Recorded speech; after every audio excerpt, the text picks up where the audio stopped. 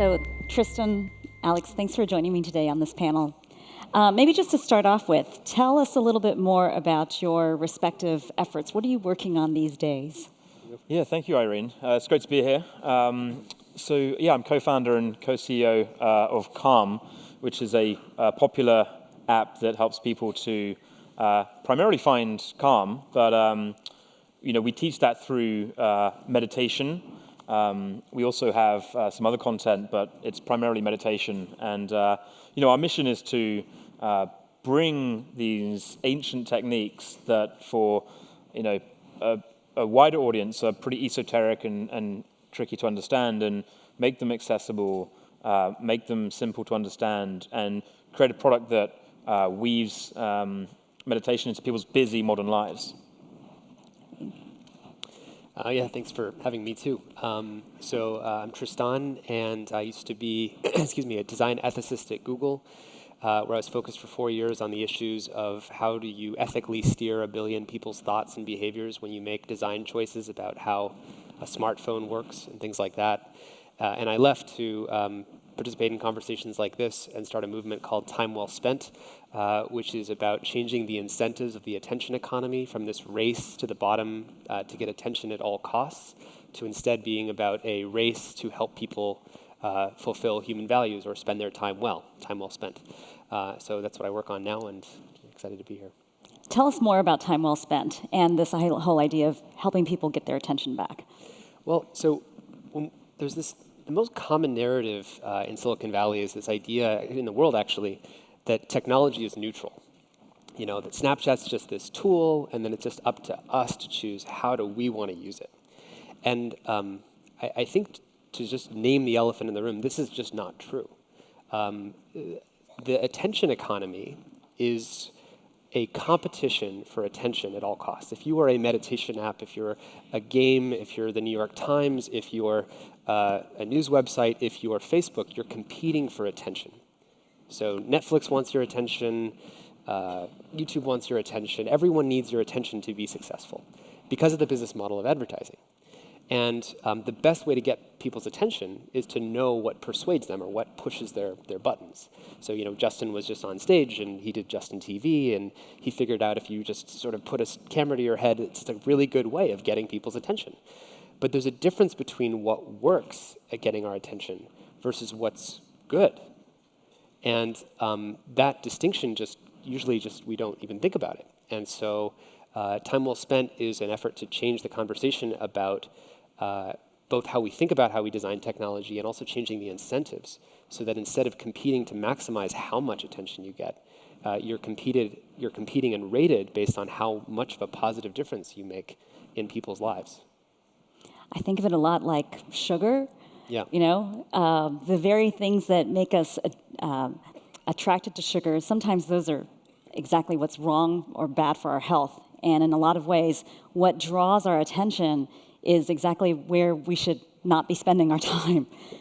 Yeah, for example, the whole fake news thing. Outrage is a wonderful way of getting people's attention. It works extraordinarily well.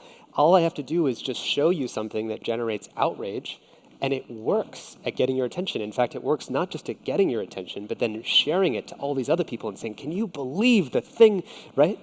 And it works. And so if you have some algorithm like the newsfeed, and it's trying to figure out what should I put in front of people, and Facebook needs to maximize how much attention it gets. And so here's the newsfeed algorithm just saying, well, what works? And it just figures out that outrage really works. It's going to put outrage at the top of the newsfeed because that's what works. Not because there's some designer who says, oh, this will be good, but just because that's what works. And so we have to be able to decompose this difference between what works, like sugar, and what actually is what we want in the world. But we have to actually really pay attention to that. So how do we do this? How do we raise awareness? How do we gain our attention back or manage it in more healthful ways? Well, this is a big conversation. The conversation about how we get our attention back tends to come down to personal habits. It usually gets talked about that way. How can I live better with my phone? How can I use more meditation apps? How can I turn off notifications. There's some small things we can do, turning off notifications, setting aside, putting our phone not in the bedroom when we sleep, putting all the non-tool apps on the other screens in your phone. But these are limited, I think, when the actual phone itself or the Facebook product itself is fundamentally designed to get as much attention as possible. So, there are a set of behavioral recommendations. Time Well Spent as a website has some for people. I've written about many of them, but I think we actually need to have a conversation about the design to change. And a good metaphor for this is cars. When cars were first invented, they gave people individually these incredible new capabilities. You can go all these new places by yourself. It's super empowering, right? A smartphone is like a car. You can go to all these amazing new places. You can do all these amazing new things. But cars also did a few other things. They isolated us, and they polluted the environment. So when we realized that cars, also smartphones, isolated us and then pollute the inner environment, or they pollute the social environment, the answer isn't let's get rid of cars, right? The answer is how do we make a car that doesn't pollute the environment and maybe have things that bring people together more? How do we redefine urban planning so that the city and cars work better together? And I think we're coming to terms with a new era where we have to do the same thing with phones. We have to change the design so it doesn't pollute the inner environment as much. And that means the thoughts and feelings and comparison and outrage and all the other stuff that it generates, those are all on a list of kind of like externalities or pollution that we would want to minimize and say, okay, so how would we design it differently? So, Interesting. So, Alex, how do you think about this? Well, I think what Tristan says is definitely key. I think there's a lot of work to be done on the systemic design that is concentrated, it seems, these days in the power of very few people. And it was interesting listening to the panel prior to us about about the design of those systems. And it's kind of encouraging. I'm pretty optimistic that technology will eventually solve the problems it creates. Like, technology is just about solving problems over time. It means there's a lag, but I think eventually it will. It's encouraging that Mark Zuckerberg talked about his responsibility to reduce the spread of fake news, to increase empathy and compassion and sense of community and belonging, and not just to enable the spread of the most sensationalist content. So that's really exciting. I also do think that for individuals, it starts with awareness. And if you find yourself addicted to your phone and you're mindlessly scrolling every day, which I think a lot of people do, including myself, right? I mean, it's an ongoing battle. These systems have been so well designed to grab attention at any cost. But with training in mindfulness, we can interrupt that pattern of incessant consumption. And I think that the increasing popularity of apps like Calm, and more broadly the increasing popularity of mindfulness and meditation, and then more broadly again of mental fitness as a trend. Like, we're suddenly realizing our minds are really important, and we should take care of them. And the information we consume and the way we spend our attention is super important. There's kind of perhaps been a bias towards looking after our physical bodies for the last 40, 50 years. And I think the tide is now beginning to turn, or not turn, but so much as people realizing that mental fitness is important. So I think there's work to be done on both sides. The systems need to be designed with compassion and empathy and thoughtfulness and mindfulness. And it's taken some time. We were having a conversation backstage how, why has it taken Mark Zuckerberg so long to realize the incredible power that he and his managers have in the influence Facebook has on people's attention. But I'm optimistic that we'll catch up. And in the meantime, we can empower ourselves to take back our attention. And what you're both talking about is really about encouraging behavior change in people, which is a pretty hard thing to do. I work with a lot of companies in our portfolio that are also trying to promote and encourage behavior change. What kinds of methods or techniques have you employed or have you conceived that could maybe help with this? Yeah, there's a lot of different tools that are on offer for companies like Calm in the products we design. Sending people push notifications. But we have to be really mindful because we don't want to undermine the premise on which we exist and steal people's attention or give them bad stuff. So the way we do it is it's very much opt-in. You're opting in. But we encourage you to opt in. We explain that there are benefits to being reminded to be mindful throughout the day. But it's an ongoing challenge. And yeah, we are, in actual fact, it's not so much that meditation apps are all competing with each other. It's that we're competing with Facebook because, we're competing with Twitter. Time is limited. So it's up to us to present the best case to the wider world that they should invest more time in not just meditation apps, but taking care of their attention. But yeah, we have to use the tools that we have available and go to where for want of a better word, the fight is. So we have to leverage Facebook and leverage Twitter and leverage the platforms we have because that's where people exist every day, all day. Yeah, I think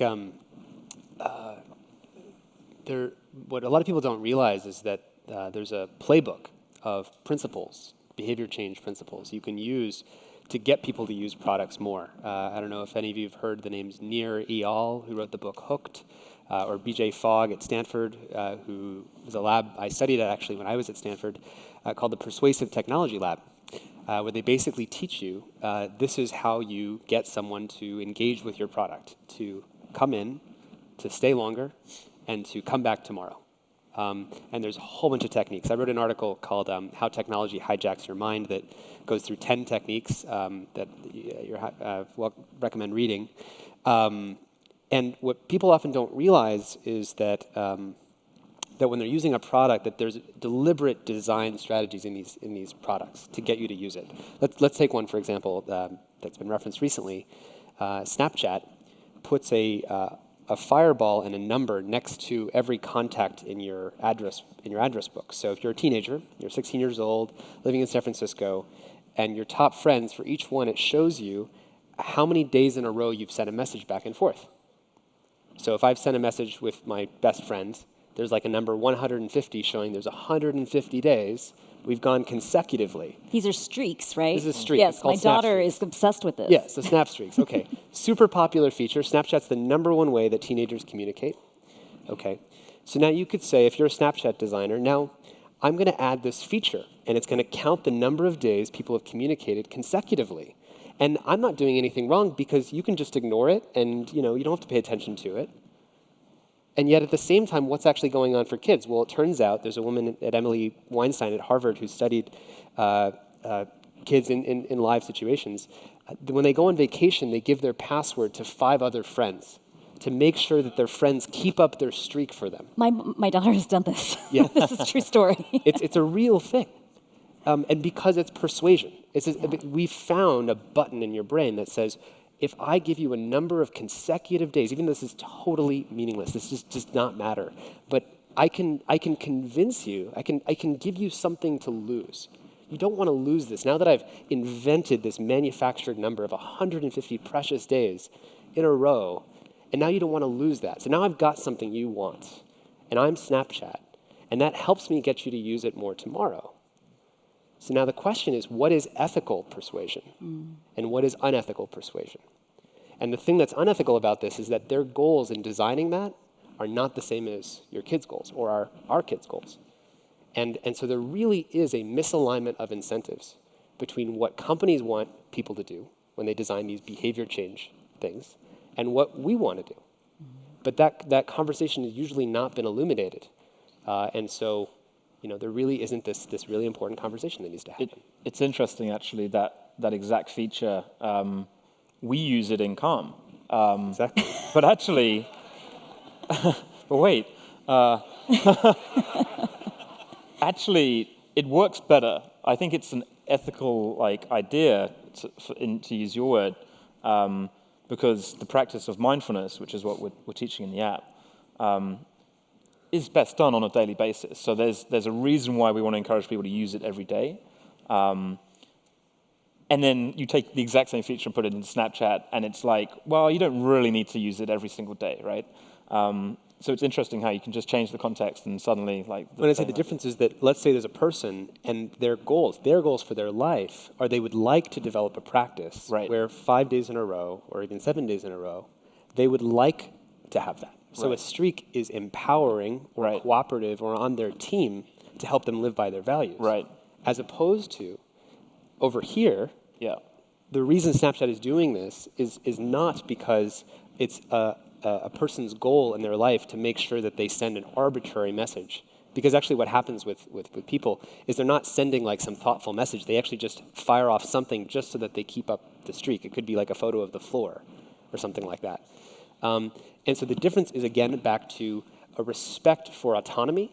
So do I care about your life, and do I care about what you, on reflection, you say you would like to have with our product? Meaning, do I care that you want to meditate? Duolingo, for example, another app, Duolingo helps people learn languages. And they actually care about letting you set what a streak would be for you. Mm-hmm. So they even ask you, you might do this too, I don't know.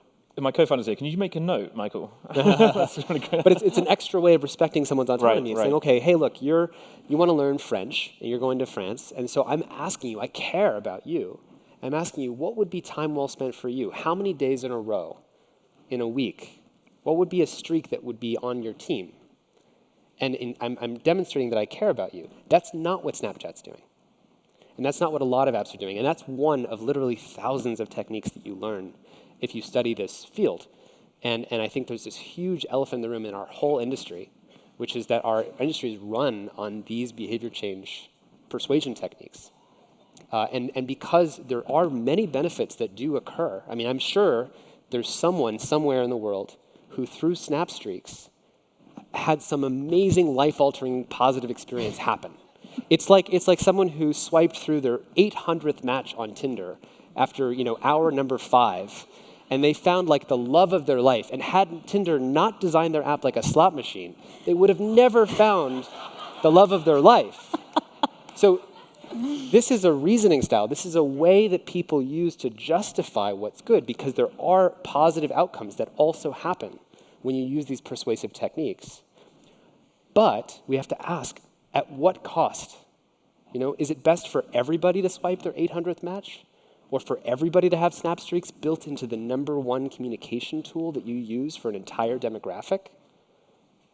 So we have to ask some really deep questions about what's good for people. So given the scale and the ubiquity of technology, it has vast influence over everyone in their lives and how they see the world and move through it. The makers of technology, designers, developers, product managers, executives, they are in many ways the social engineers of our society now. Do you believe that they have a responsibility to society? Like, should they be thinking about the impact, even if there's a mismatch, or how do we align incentives more thoughtfully so that everyone's moving in a more wholesome way forward? Like, how do you see that? I think that totally they have a responsibility. We have a responsibility. I mean, to some extent, everyone has a responsibility in the community about the spread of information, but I think it is increasingly concentrated in the power of very few people in Silicon Valley. And it's important that we think about these things early on in the process and not wait until we've already reached huge scale. Try and build it into the foundation. It has been 12 years, as you mentioned, for Mark Zuckerberg to take the time to think about the broader impact of information spread through his platform, and perhaps you should have thought about that earlier.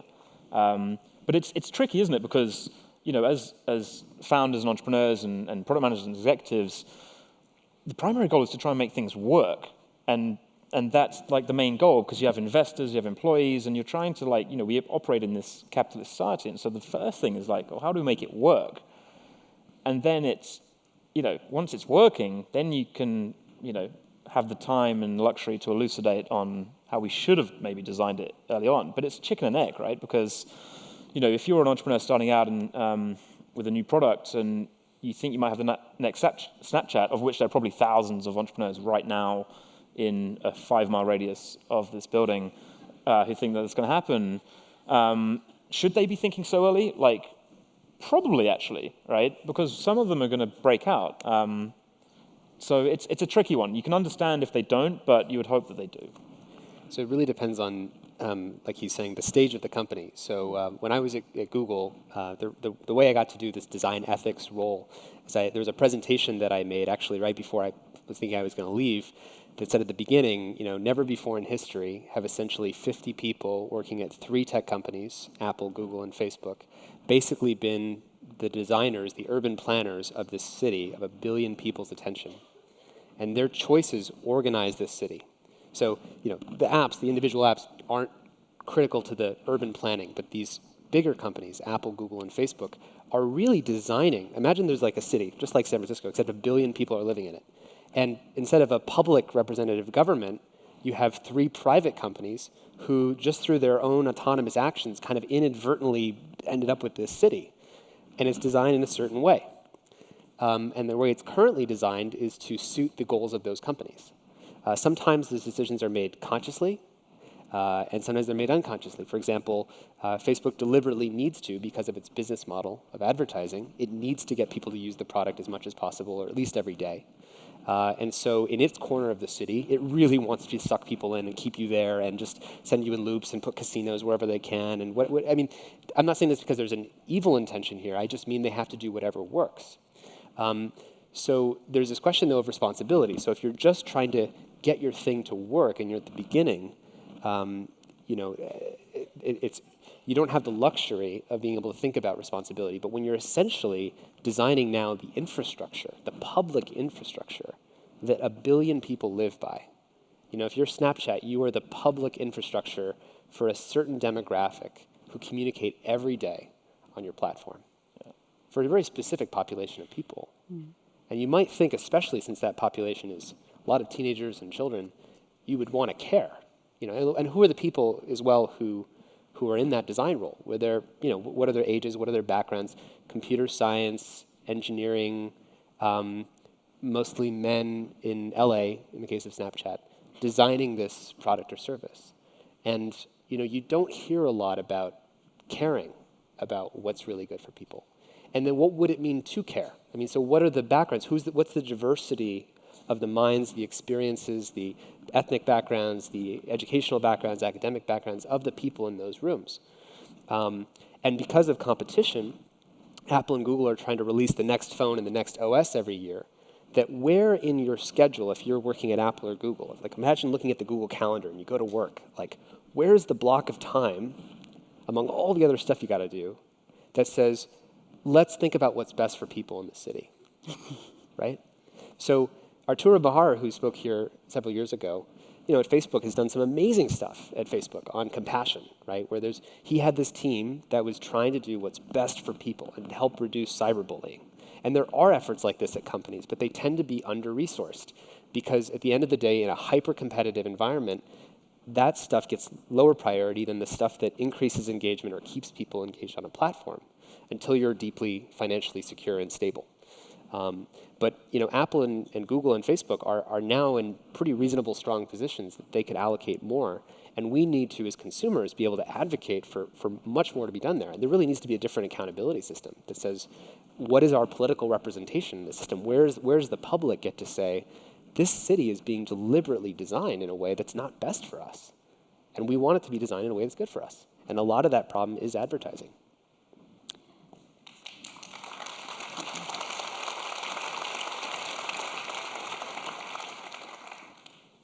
So for people who are wondering, how can I get my attention back? What advice do you have for us? Whether it's apps or tools or habits, what can we do? What can consumers do? Download Calm. No, there are obviously lots of different ways. I got into mindfulness by reading a lot of books. Actually, one of my favorite, more recent books is Search Inside Yourself by Chade-Meng Tan, which is a great exploration. There's also another one of my favorites is 10% Happy by Dan Harris. So these are great introductions to mindfulness. There must be some of the team here. But yeah, fantastic book. But apps are a great way, right? Because they're, going back to this thing about design,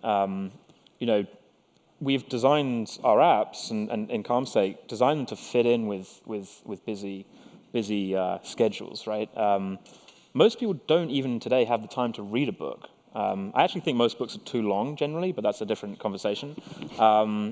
But we've been able to take these really broad, deep concepts and package them up in, I guess, for want of a better word, bite-sized format. It adds up to be very transformational, but we break it down and help you fit it into your modern life. So I would say, explore mindfulness, explore the development of awareness, and take your own attention back. I actually think also it's going to be important that this kind of endeavor is mandated by education systems and government, right? We need to teach kids how to manage their attention from a really early age, and give them the tools so that they can navigate this digital world that they find themselves in from almost the moment they're born.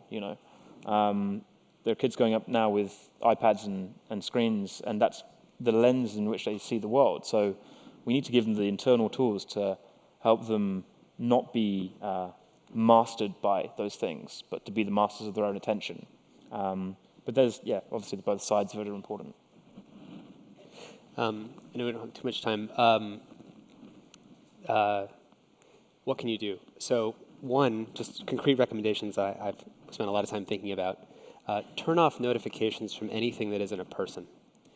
There's a difference between when a machine wants to reach you and wants your attention, and when a person wants your attention. A text message is when a person wants your attention, or a Facebook message or something like that from a person, versus a notification that says so-and-so tagged you in a photo, or so-and-so posted some new content. These are machines generating notifications with the goal of getting you to come back into their apps so that their metrics go up.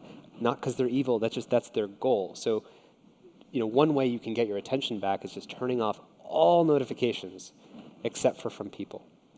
I think we also need to recognize what it is that's driving us to use our phones. So slowing down and being aware right before I go into one of these apps, what is the actual thing I was experiencing right before that?